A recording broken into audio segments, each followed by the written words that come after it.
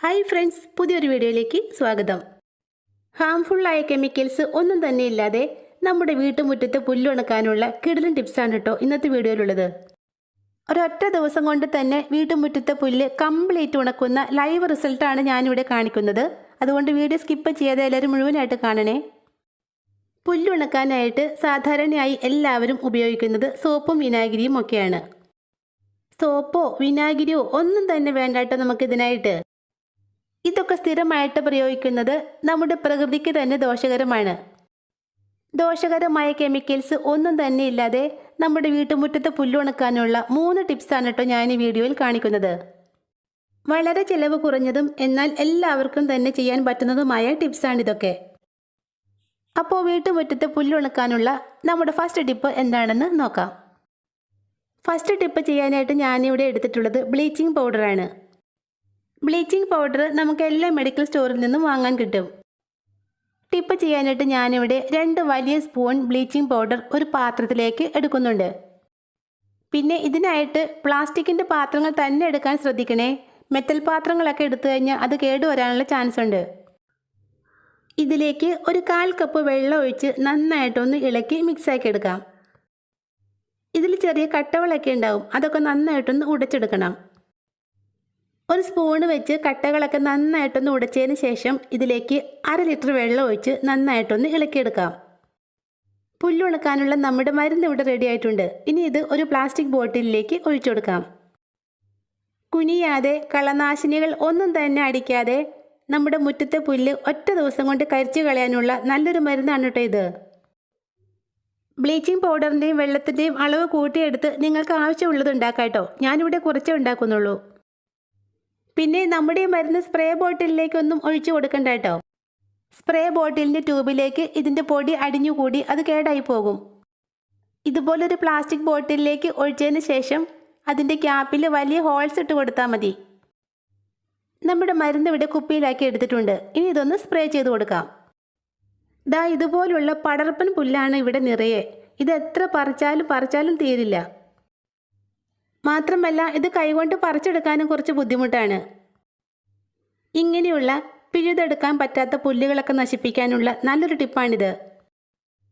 നല്ല വെയിലുള്ള സമയത്താണ് നമ്മുടെ മരുന്നൊക്കെ പ്രയോഗിക്കേണ്ടത്. രാവിലെ നല്ല വെയിലുള്ള സമയത്ത് ഇത് നമ്മുടെ മുറ്റത്ത് സ്പ്രേ ചെയ്ത് കൊടുക്കാം. ഇപ്പോൾ എല്ലായിടത്തുള്ള വലിയൊരു ശല്യമാണ് ആഫ്രിക്കൻ ഒച്ചുകൾ. ഈ ഒച്ചുകളെ നശിപ്പിക്കാൻ നല്ലൊരു മരുന്നാണ് കേട്ടോ നമ്മുടെ ഈ ബ്ലീച്ചിങ് പൗഡർ സൊല്യൂഷൻ. അതുപോലെ തന്നെ ഇതും തളിച്ചു കൊടുത്താൽ കൊതുക്, പാമ്പ്, എലി ഇതൊന്നും ആ ഭാഗത്തേക്ക് വരില്ല. ഇതിന് അത്രയ്ക്ക് സ്മെല്ലാണുള്ളത്. നല്ല വെയിലുള്ള സമയത്ത് രാവിലെയാണ് കേട്ടോ ഞാനിത് സ്പ്രേ ചെയ്ത് കൊടുത്തത്. വൈകുന്നേരം ആയപ്പോഴേക്കും ഇതാ കണ്ടോ, പുല്ലുകളെല്ലാം തന്നെ ഉണങ്ങിയിട്ടുണ്ട്. അവിടെ ഇവിടെ കുറച്ച് പുല്ലുകൾ മാത്രമാണ് ഉണങ്ങാത്തതായിട്ടുള്ളത്. ബ്ലീച്ചിങ് പൗഡർ വെച്ച് ഇത്ര പെട്ടെന്ന് പുല്ല് ഉണക്കുന്നത് എങ്ങനെയാണെന്ന് പറഞ്ഞു തരാം. ഇലകളിൽ വീഴുന്ന ബ്ലീച്ചിങ് പൗഡർ ഇലകളിലെ ക്ലോറോഫില്ലിനെ നശിപ്പിക്കുന്നു. ഇലകളിലെ പച്ച നിറമൊക്കെ പോവുകയും ഇലകൾ പെട്ടെന്ന് വാടിക്കരിയുകയും അങ്ങനെ ചെടി ചൂടോടെ തന്നെ വാടി ഉണങ്ങിപ്പോവുകയും ചെയ്യും. പിന്നെ നല്ല വെയിലുള്ള സമയമാണെങ്കിൽ മാത്രമാണ് നമുക്കിതുപോലെ ഒറ്റ ദിവസം കൊണ്ട് ചെടി കരിച്ചു കളയാൻ പറ്റുകയുള്ളൂ. ഒരല്പം ബ്ലീച്ചിങ് പൗഡർ കൊണ്ട് നമ്മുടെ വീട്ടുമുറ്റത്ത് പുല്ലുണക്കാനുള്ള നല്ലൊരു ടിപ്പാണ് കേട്ടോ ഇത്. മുറ്റത്തെ പുല്ലുണക്കാനുള്ള നമ്മുടെ സെക്കൻഡ് ടിപ്പ് എന്താണെന്ന് നോക്കാം. ഇതിനായിട്ട് ഞാനിവിടെ എടുത്തിട്ടുള്ളത് കല്ലുപ്പാണ് കേട്ടോ. 1/4 കിലോ ഉപ്പ് ഞാനൊരു പാത്രത്തിലേക്ക് എടുത്തിട്ടുണ്ട്. ഇനി ഇതിലേക്ക് 1 ലിറ്റർ വെള്ളം ഒഴിച്ചു കൊടുക്കാം. ഈ വെള്ളത്തിൽ നമ്മുടെ ഉപ്പ് നന്നായിട്ടൊന്ന് അലിയിച്ചെടുക്കണം. മുറ്റത്തെ പുല്ലുണക്കാനായിട്ട് എല്ലാവർക്കും ചെയ്യാൻ പറ്റുന്നതും വളരെ ചെലവ് കുറഞ്ഞതുമായ ഒരു മാർഗമാണിത്. രാത്രിയിൽ ഉപ്പിലേക്ക് ഇങ്ങനെ വെള്ളം ഒഴിച്ച് വെക്കുകയാണെങ്കിൽ രാവിലെ ആകുമ്പോഴേക്കും ഉപ്പ് നന്നായിട്ട് അലിഞ്ഞു കിട്ടും. പിന്നെ കല്ലുപ്പിന് പകരമായിട്ട് നിങ്ങൾക്ക് പൊടിയുപ്പ് എടുക്കാം കേട്ടോ. ഞാനിവിടെ കല്ലുപ്പാണ് വാങ്ങാറുള്ളത്. രാത്രിയിൽ ഞാനിവിടെ ഉപ്പിലേക്ക് വെള്ളം ഒഴിച്ച് വെച്ചതാണ്. രാവിലെ ആയപ്പോഴേക്കും ഉപ്പ് നന്നായിട്ട് അലിഞ്ഞു കിട്ടിയിട്ടുണ്ട്. ഇതാ ഇതുപോലൊരു പ്ലാസ്റ്റിക് ബോട്ടിലിലേക്കാണ് കേട്ടോ ഞാനിവിടെ ഉപ്പ് ലൈനി ഒഴിച്ചു കൊടുക്കുന്നത്. ഉപ്പ് വെള്ളം ഒഴിക്കുന്നതിന് മുമ്പ് നമുക്കിതിലേക്ക് ഒരു ഐറ്റം കൂടി ചേർത്ത് കൊടുക്കണം. ടോയ്ലറ്റ് ക്ലീനറായ ഹാർപ്പിക്കാണ് കേട്ടോ ഞാനിവിടെ എടുത്തിട്ടുള്ളത്. 1 സ്പൂൺ അളവിൽ ഹാർപ്പിക്ക് നമുക്ക് ഈ കുപ്പിയിലേക്ക് ഒഴിച്ചു കൊടുക്കാം. ഹാർപ്പിക്ക് ഒഴിച്ചതിന് ശേഷം നമ്മുടെ ഉപ്പ് ലൈന് കൂടി കുപ്പിയിലേക്ക് ഒഴിച്ചു കൊടുക്കാം. പിന്നെ നമ്മുടെ ടിപ്പ് ചെയ്യാനായിട്ട് വെറും ഒറ്റ സ്പൂൺ ഹാർപ്പിക്ക് മാത്രമാണ് കേട്ടോ എടുത്തിട്ടുള്ളത്. കൂടുതൽ കെമിക്കൽസ് ഒന്നും നമുക്കിവിടെ ആവശ്യമില്ല. ബോട്ടിലൊന്ന് അടച്ചതിന് ശേഷം നമുക്കിത് മുറ്റത്ത് സ്പ്രേ ചെയ്യാം. എൻ്റെ കോഴിക്കൂടിൻ്റെ താഴ്ഭാഗമാണ് കേട്ടോ ഞാനിവിടെ കാണിക്കുന്നത്. നല്ല പടർപ്പൻ പുല്ല് തഴച്ച് വളർന്നു നിൽക്കുന്നത് കണ്ടോ? ഇതിലേക്കാണ് നമ്മുടെ മരുന്ന് സ്പ്രേ ചെയ്ത് കൊടുക്കുന്നത്. ഇങ്ങനെ പുല്ലൊക്കെ കളഞ്ഞ് ക്ലീൻ ചെയ്യാൻ ബുദ്ധിമുട്ടുള്ള സ്ഥലത്തൊക്കെ ഞാൻ ഈ ടിപ്പാണ് ചെയ്യാറുള്ളത്. എല്ലായിടത്തും നന്നായിട്ടൊന്ന് സ്പ്രേ ചെയ്ത് കൊടുക്കാം. ആദ്യം പറഞ്ഞതുപോലെ തന്നെ നല്ല വെയിലുള്ള സമയത്ത് വേണം ഇങ്ങനെ ചെയ്യാൻ. എങ്കിൽ മാത്രമേ പുല്ല് ഒറ്റ ദിവസം കൊണ്ട് ഉണങ്ങി കിട്ടുകയുള്ളൂ. രാവിലെയാണ് ഞാനിവിടെ പുല്ലിലേക്ക് മരുന്ന് സ്പ്രേ ചെയ്ത് കൊടുത്തത്. വൈകുന്നേരം ആയപ്പോഴേക്കും പുല്ലിൻ്റെ ഒരവസ്ഥ കണ്ടോ? മഴ പെയ്യാതിരിക്കുവാണെങ്കിൽ 2 ദിവസം കൊണ്ട് ഇതിൻ്റെ വേര് വരെ കരിഞ്ഞു പോയിക്കൊള്ളും. ഈ ടിപ്പിൽ ചെടി ഉണങ്ങുന്നത് എങ്ങനെയാണെന്ന് വെച്ചാൽ ഉപ്പ് ചെടിയിലെ വെള്ളത്തെ പെട്ടെന്ന് തന്നെ വലിച്ചെടുക്കും. അങ്ങനെ ചെടി വാടി കരിഞ്ഞ് ഉണങ്ങിപ്പോകും. അപ്പോൾ മുറ്റത്തെ പുല്ലുണക്കാനുള്ള വളരെ ചെലവ് കുറഞ്ഞതും എളുപ്പമായതുമായ ഒരു മാർഗ്ഗമാണ് കേട്ടോ ഇത്. ഈ ടിപ്പ് നിങ്ങൾക്ക് യൂസ്ഫുള്ളായി തോന്നുവാണെങ്കിൽ തീർച്ചയായിട്ടും ഒന്ന് ചെയ്തു നോക്കണേ. ഇനിയിപ്പോൾ ബ്ലീച്ചിങ് പൗഡറും ഉപ്പും ഒക്കെ വാങ്ങാനും അതൊക്കെ കലക്കി തളിക്കാനും ഒക്കെ മടിയുള്ളവർക്ക് വേണ്ടിയുള്ളതാണ് നമ്മുടെ അടുത്ത ടിപ്പ്. ഈ ടിപ്പ് ചെയ്യാനായിട്ട് നമുക്ക് ആകെ വേണ്ടത് കുറച്ച് പ്ലാസ്റ്റിക് ഷീറ്റുകൾ മാത്രമാണ് കേട്ടോ. പ്ലാസ്റ്റിക് ചാക്ക് മുറിച്ചെടുത്തതോ അല്ലെങ്കിൽ പഴയ പ്ലാസ്റ്റിക് ഷീറ്റുകളോ അങ്ങനെ എന്തെങ്കിലും എടുത്താൽ മതി. വളരെ സിമ്പിളാണ് കേട്ടോ ഈ ടിപ്പ്. പുല്ലുള്ള സ്ഥലത്ത് പുല്ലിന് മുകളിലൂടെ ഈ ഷീറ്റ് ഒന്ന് ഇതുപോലെ വിരിച്ചിട്ടങ്ങ് കൊടുത്താൽ മതി. ഹാർപ്പിക്കും ഉപ്പും ഒക്കെ മുറ്റത്ത് പ്രയോഗിക്കുന്നത് ചിലർക്കൊക്കെ ഇഷ്ടമായിരിക്കില്ല. അങ്ങനെയുള്ളവർക്ക് ചെയ്യാൻ പറ്റിയ നല്ലൊരു ടിപ്പാണ് കേട്ടോ ഇത്. പിന്നെ നമ്മുടെ ആദ്യത്തെ ടിപ്സ് പോലെ പെട്ടെന്നൊന്നും ഈ പുല്ല് ഉണങ്ങി കിട്ടില്ല കേട്ടോ.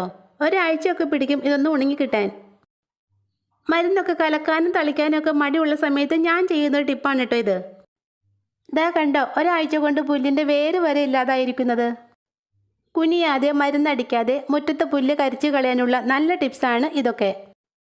ചിലപ്പോഴൊക്കെ നമ്മുടെ കിച്ചൺ സിങ്കിൽ നിന്നും ടോയ്ലറ്റിൽ നിന്നുമൊക്കെ വല്ലാത്തൊരു ബാഡ് സ്മെല്ല് വരാറില്ലേ?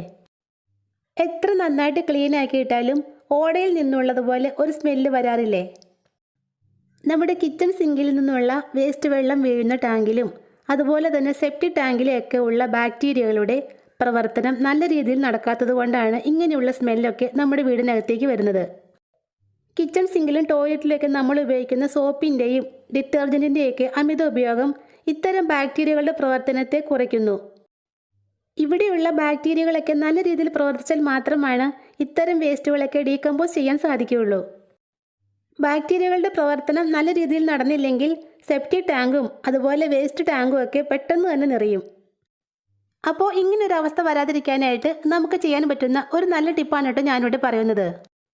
ഇതിനായിട്ട് നമുക്ക് വേണ്ടത് നല്ല പുളിച്ച കുറച്ച് തൈരാണ്. ഞാനിവിടെ 3 സ്പൂൺ തൈര് ഒരു പാത്രത്തിലേക്ക് ഇട്ട് കൊടുക്കുന്നുണ്ട്.